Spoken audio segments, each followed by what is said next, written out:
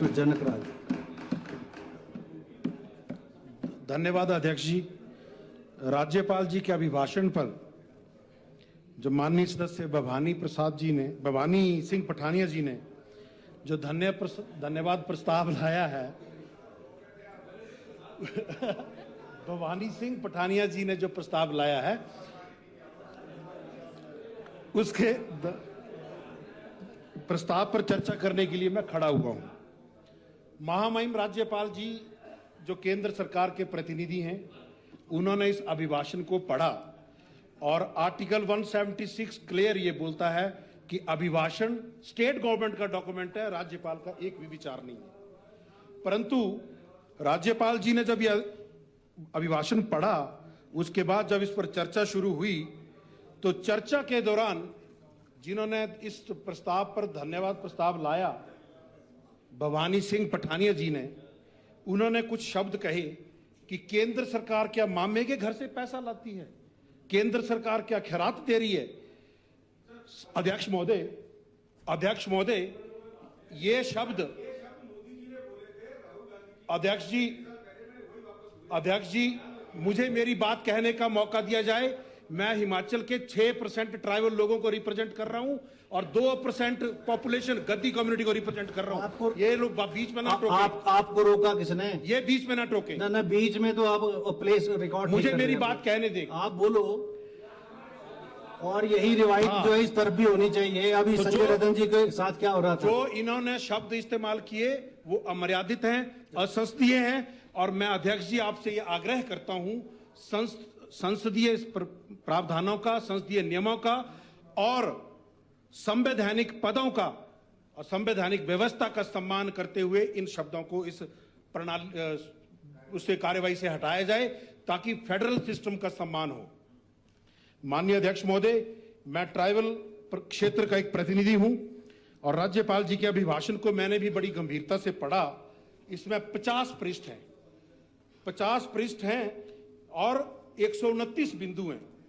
Tribal क्षेत्र जिसके 3 विधायक इस सदन में हैं, 6% पॉपुलेशन हिमाचल की है। बहुत दुख के साथ कहता हूं केवल एक पैरा, 9 लाइनों का एक पैरा ट्राइबल के लिए इसमें लिखा गया और उसमें भी 840 करोड़ के लगभग बात हुई। वो सारा का सारा पैसा केंद्र सरकार के द्वारा दिया जा रहा है। प्रदेश सरकार ने क्या कंट्रीब्यूट किया, क्या जनजातीय क्षेत्र के लिए योजनाएं हैं, क्या किया, आगे क्या करने वाले हैं, उसका कोई जिक्र नहीं है। अध्यक्ष महोदय, मैं भी इस अभिभाषण का धन्यवाद करना चाहता हूं, पर मैं सदन के माध्यम से पूछना चाहता हूं, धन्यवाद करूं तो आखिर किस बात का? मेरे पांगी घाटी के लोग आज बर्फ का पानी पिघला के पी रहे हैं। 15 दिनों से वहां लाइट नहीं है, बच्चों के पेपर हैं, लोगों के व्यवसाय रुके हैं। होली उतराला की सड़क के लिए लोग 2 किलोमीटर की सड़क के लिए लोग 2 सालों से संघर्ष कर रहे हैं। अनेकों गांव में तागी, टाटरी, सुनारा लोगों ने अपने पैसे से सड़क बना ली, विभाग उनकी सुध लेने को तैयार नहीं है। क्या इस बात के लिए धन्यवाद करूं? चलती बसों के टायर खुल जा रहे हैं, चलती बसों से टंकियां गिर जा रही हैं, इस बात के लिए धन्यवाद करूं? स्कूल बंद कर दिए गए, स्कूल बच्चे पैदल जा रहे हैं 6-6 किलोमीटर और रास्ते में गिर रहे हैं, उनकी मृत्यु हो रही है, इसके लिए धन्यवाद करूं? होली में, चूड़ी में, भरमौर में, पांगी में दंत चिकित्सक का एक भी पद भरा नहीं है। अस्पतालों के हालात बहुत बुरे हैं, मैं इसके लिए धन्यवाद करूं?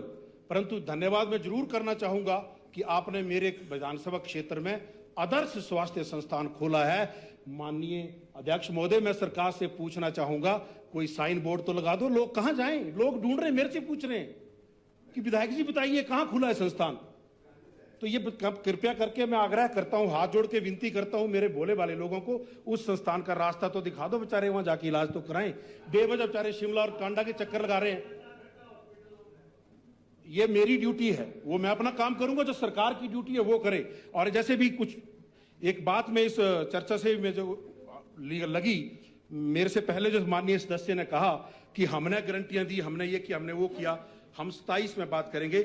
मैं बताना चाहता हूं, जिन मतदाताओं ने ये सरकार बनाई, उनके बनाने वाले में और जिन मतदाताओं ने हमें यहां पहुंचाया, केवल 36,000 का अंतर है।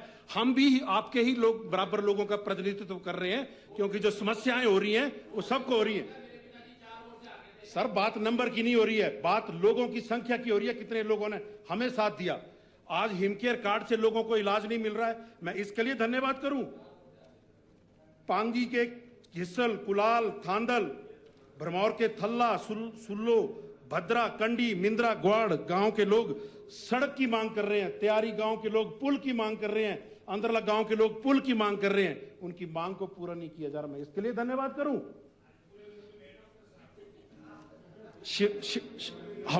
हमारे मैं भोलेनाथ के शिव भूमि से आता हूं।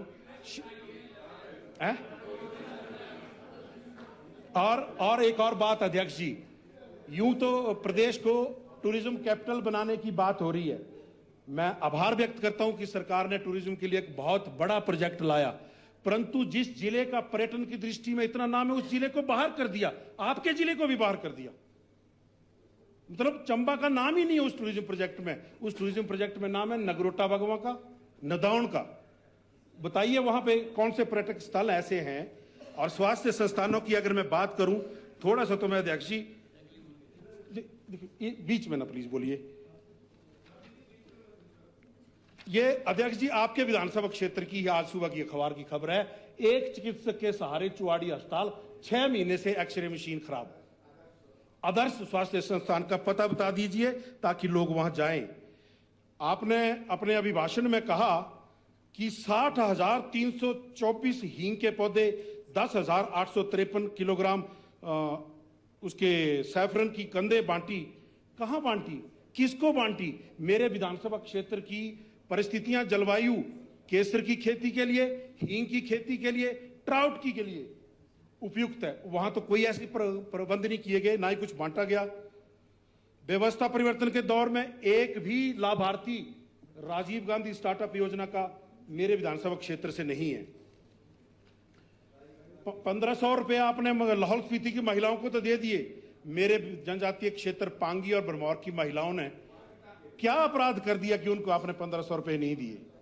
तो मैं एक और चीज अभिभाषण में मैंने पढ़ा कि स्पेशल रिलीफ पैकेज दिया, बहुत अच्छा किया, मैं धन्यवाद करता हूं इस बात के लिए, व्यक्तिगत तौर पर धन्यवाद करता हूं, क्योंकि 1.5 लाख से किसी का कुछ नहीं बनता। आपने 7 लाख दिया, बहुत अच्छा दिया, परंतु एक राष्ट्र, एक झंडा, एक विधान, एक प्रदेश, एक कानून।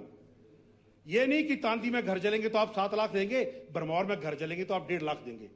मैं आश्वासन चाहूंगा, मैं चाहूंगा कि माननीय मुख्यमंत्री जी अपने स्पीच में यह कहें कि मैं एक मुश्त पूरे प्रदेश में सब लोगों को घर जलने पर 7 लाख रुपया देने की घोषणा करता हूं, ताकि मैं भी अपने जनजातीय क्षेत्र के लोगों की ओर से आप लोगों का धन्यवाद कर सकूं। और बार बार यहां यह कहा जाता है कि केंद्र सरकार सहायता नहीं कर रही है, केंद्र सरकार सहायता नहीं कर रही है। हिमाचल एक विशेष दर्जा प्राप्त राज्य है, 90-10 की रेशियो से यहां पर काम हो रहे हैं, और सेंट्रल गवर्नमेंट जो है वो अपना काम बखूबी कर रही है। And I should ask why central government would pay for your political commitments. Central government का काम है विकास करना। प्रधानमंत्री ग्रामीण सड़क योजना में काम पूरा हो रहा है, प्रधानमंत्री आवास योजना में काम पूरा हो रहा है, 4 लेन का जाल यहां बिछ रहा है, आयुष्मान भारत यहां पे लागू की गई, सुरंगें यहां पे बन रही है, शिमला की सड़कें देखिए, ढली टनल देखिए, वो प्रधानमंत्री और केंद्र सरकार की योजना का परिणाम है। अमृत योजना का परिणाम है। धर्मशाला में स्मार्ट सिटी बनी, वो केंद्र सरकार का परिणाम है।